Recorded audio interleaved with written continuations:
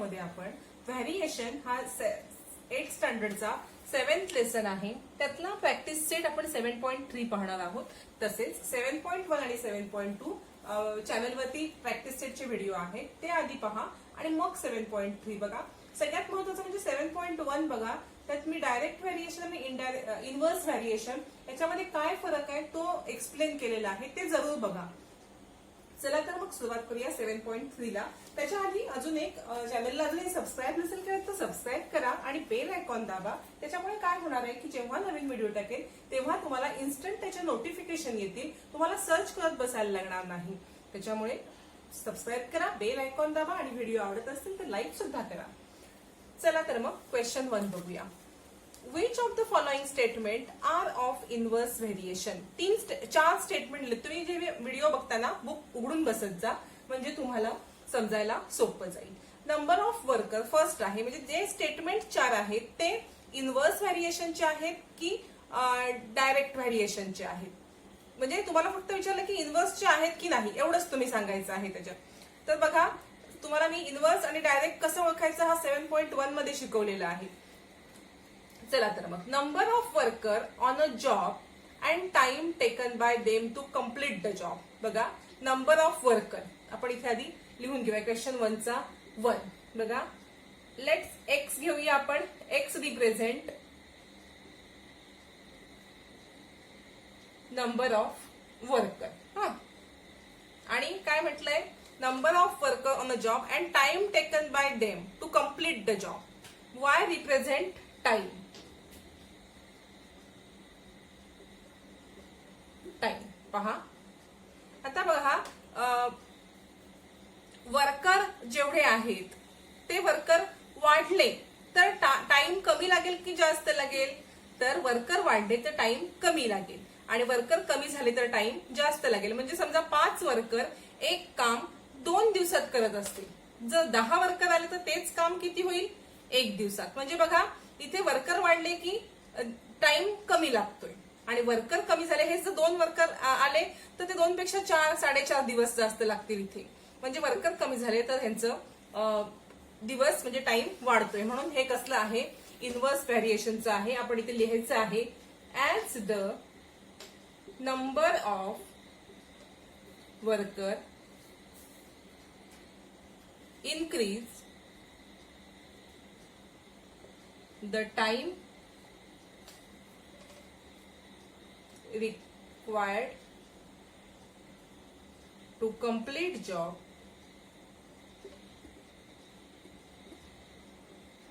decrease. Worker increase, time decrease. म्हणून हे कसलं आहे, इनव्हर्स व्हॅरिएशन. म्हणून हे इनव्हर्स व्हॅरिएशन आहे. हा झाला फर्स्ट. आता सेकंड काय आहे पहा. Let's n number number of pipe of a same size to fill a tank and the time taken to fill the tank. म्हणजे बघा, number of pipe of same size, म्हणजे सेम साईजचे pipe आहे. कशासाठी आहे, टू फिल अ टँक, एक tank भरण्यासाठी same साईजचे पाईप आहे. आणि त्याच्यासाठी किती टाइम लागणार आहे ते म्हटलेलं आहे. बघा, आपण स्टार्ट करूया. Second example. आपण आधी त्याला रिप्रेझेंट करायला एखादा नंबर घ्यायचा आहे, तेव्हाच आपण इनव्हर्सली व्हॅरिएबल आहे की डायरेक्टली आहे हे लिहून दाखवू शकतो आपण. चला तर मग, N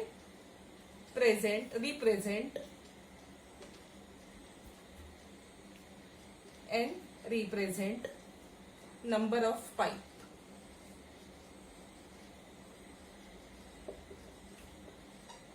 same size of a same size. हे लिहून घेऊया, दिलेलं आहे ना तुम्हाला, सेम साईज. आता आपण काय घेणार आहोत, टी रिप्रेझेंट टाइम टेकन किंवा टाइम म्हणू आपण फक्त.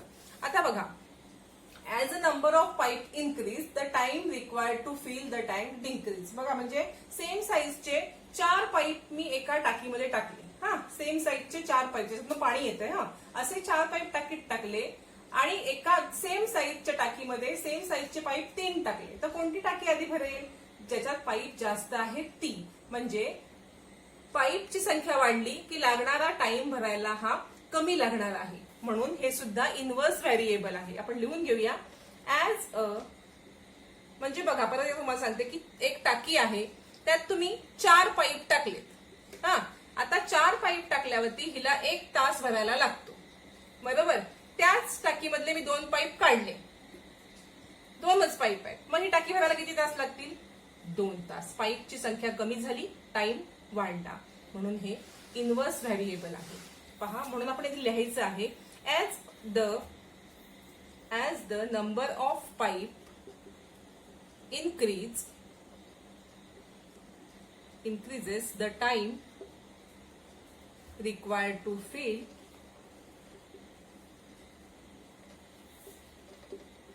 the tank decreases.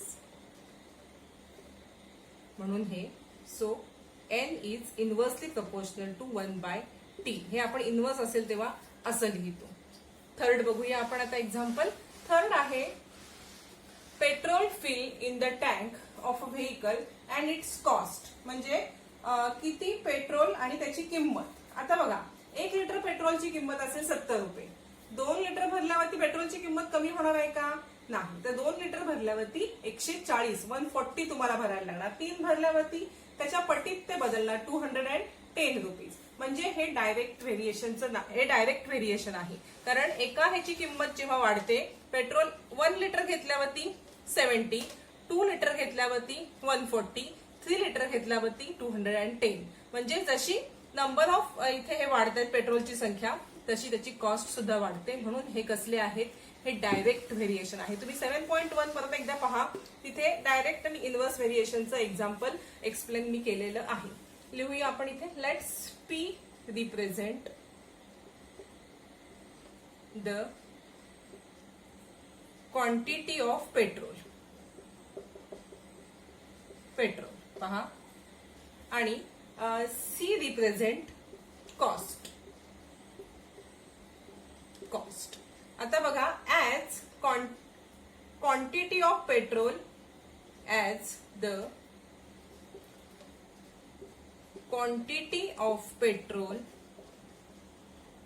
in the tank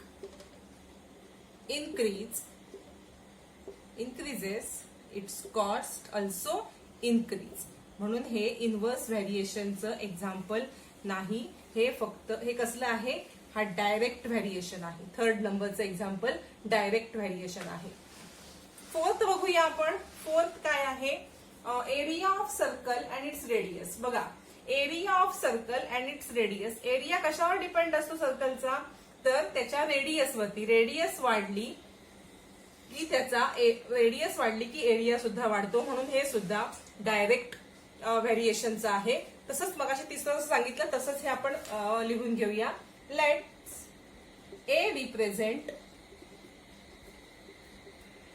area, R represent radius.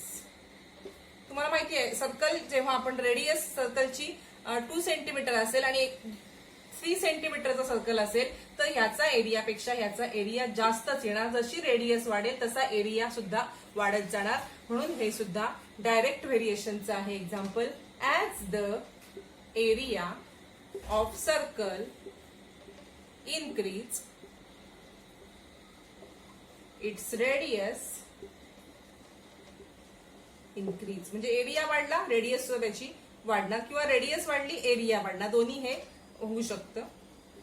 म्हणून ए डायरेक्ट व्हेरिएशनला फक्त आपण असं लिहितो, ए डायरेक्ट व्हेरिएबल टू आर. आणि मग ह्याच्यामध्ये बघा, आपण आता हे 4 सोडवल्यावरती आपण इथे स्टेटमेंट लिहायचं आहे. कारण आपल्याला विचारलेलं आहे statement first and second are example of. विचारलेलं काय आपल्याला एक प्रश्नामध्ये की इन्व्हर्स व्हेरिएबलचे एक्झाम्पल कोणते?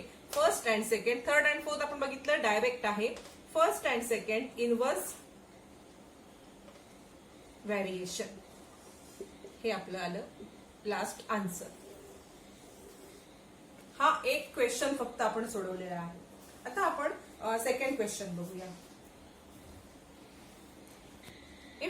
बघा सेकंड आहे, if 15 worker can build a wall in 48 hours, how many worker will be required to do the same work in 30 hours. म्हणजे बघा 15 वर्कर एक भिंत 48 तासामध्ये बांधतात, तर किती वर्कर लागतील सेम काम 48 तासाच्या ऐवजी 30 तासात एक भिंत बांधायची आहे, तर किती वर्कर लागतील.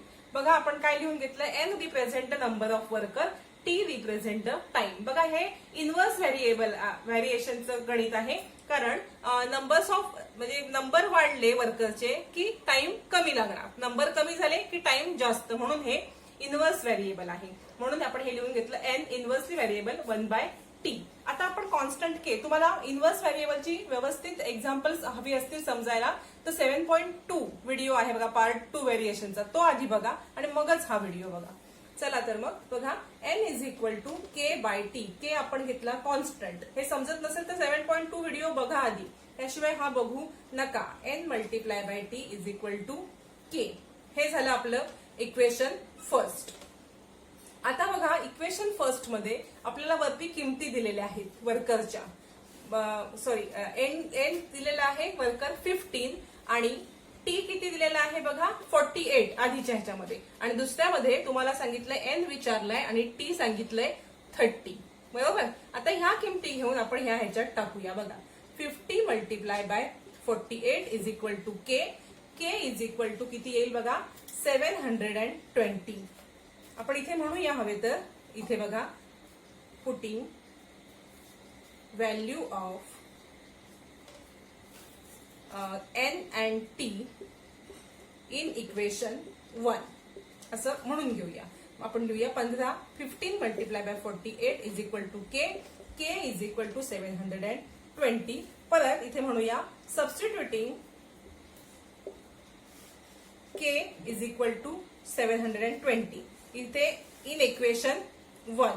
इक्वेशन 1 मध्ये के च्या ऐवजी ही व्हॅल्यू टाकूया, N multiply by T is equal to 720. हे झालं आपलं इक्वेशन नंबर 2. बघा इक्वेशन नंबर 2 आल्यावरती ह्या इक्वेशन मध्ये ही व्हॅल्यू टी ची टाकायची आणि एन काढायचं आहे. हे इक्वेशन आपल्याला येणं महत्वाचं आहे. आता बघा आपण इथे लिहूया सबस्टिट्युटिंग म्हणजे किंवा पुटिंग व्हॅल्यू ऑफ टी असं म्हणूया, काहीही म्हणू शकता. Value of T in equation 2. बघा इक्वेशन 2 मध्ये टाकूया व्हॅल्यू. इक्वेशन 2 लिहून घेऊया आपण आधी. टी ची व्हॅल्यू आहे 30 आणि एन काढायचा आहे 720 डिवाइड बाय 30. एन ची व्हॅल्यू आली 24. हे एक्झाम्पल वर्ड प्रॉब्लेम आहे म्हणून मी इथे आन्सर लिहून घेणार वर्ड मध्ये. 24 worker will be required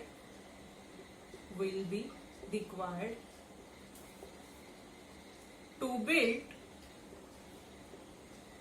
the wall in 30 hours. आणि आपण फ्रेम करून घेऊया. काहीही अवघड नाहीये, फक्त हा आधी 7.2 बघा, 7.1 सुद्धा बघा आणि मगच 7.3 बघा, तर तुम्हाला समजायला सोपं जाईल. हे झालं सेकंड एक्झाम्पल. आता आपण थर्ड सोडवूया. थर्ड एक्झाम्पल बघूया. 120 bag of half liter milk can be filled by a machine within 3 minutes. Find the time to fill 1800 bag.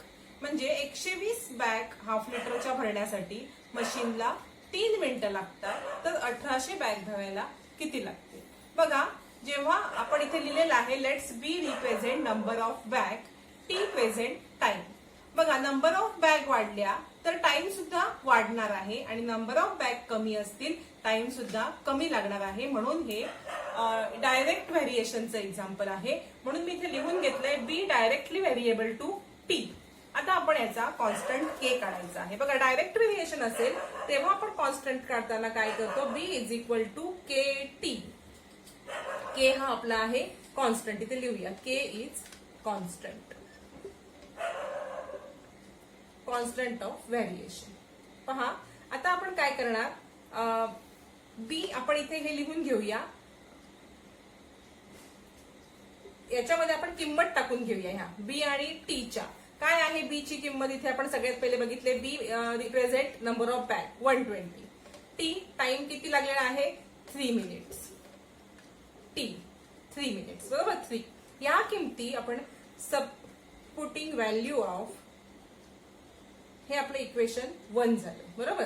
Putting value of B and T in equation 1. आपण ह्या किमती याच्यात टाकूया. बघा 120 is equal to 3 multiply by K multiply by 3. B आणि T ची किंमत टाकली. आता बघा के काढण्यासाठी काय करणार, 120 डिवाइड बाय 3. के ची किंमत किती येणार आहे आपली 40. कॉन्स्टंट आला के. आता सबस्टिट्यूट, आपण इथे काय करायचं, substituting K is equal to 40 in equation 1. म्हणजे इक्वेशन 1 मध्ये के च्या जागी आपण 40 घेऊया. बघा बी इज इक्वल टू 40 टी. हे झालं आपलं इक्वेशन 2. पहा हे इक्वेशन 2 झालं. मी हे थोडंसं फक्त पुसते आणि इथे लिहून घेते. हे इक्वेशन आहे 2. आता काय करायचं, आपल्याला सांगितलेलं काय आहे, बी दिलेला आहे, आपल्याला नंबर्स ऑफ बॅग दिलेले आहेत 1800 आणि तुम्हाला काय काढायचं आहे, टी काढायचं आहे. आता ह्या putting value of B in equation 2. Equation 2 कोणतं आहे, हे B is equal to 40 T. आता बी ची किंमत ह्यात टाकून घ्यायची. आपण लिहिलंय putting value of 1800 is equal to 40 T. म्हणजेच टी इज इक्वल टू, आपण हे इकडे डिवाइड करायचे आहेत. बघा 1800 divide by T. T is equal divide by 40. T is equal to आला आन्सर 45.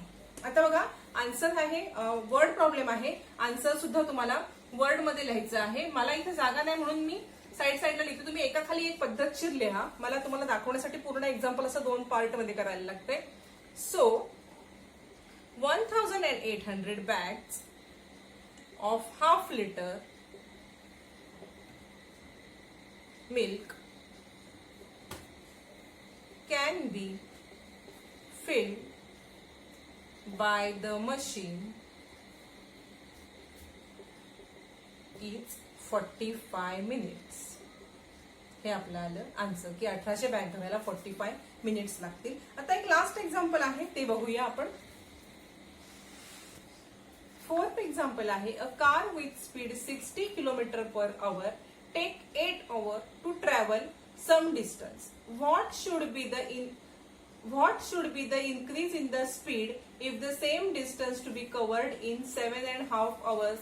म्हणजे बघा एका कारचा 60 km/h स्पीड आहे, तर ती 8 तासात ती एका सम डिस्टन्सला म्हणजे काही डिस्टन्स वरती पोहोचते बरोबर. 60 किलोमीटर या ताशी वेगाने 8 तासामध्ये एक ठराविक डिस्टन्स कव्हर करते. जर तेच ठराविक डिस्टन्स त्या कारला 7.5 तासामध्ये कव्हर करायचं आहे तर तिचा स्पीड काय असेल. बघा हे कसलं एक्झाम्पल आहे. बघा स्पीड जेवढा जास्त तेवढा डिस्टन्स लवकर कव्हर होईल बरोबर. म्हणजे ताशी स्पीड त्याचा जास्त असेल. बघा ताशी स्पीड 70 असेल तर हे जे अंतर आहे ते त्याने एक तासात समजा कव्हर केलं. आणि हा जर स्पीड कमी केला त्याने 60चा केला तर त्याला 1 तासापेक्षा सुद्धा जास्त म्हणजे 1 hour अँड काही अजून मिनिटं लागतील.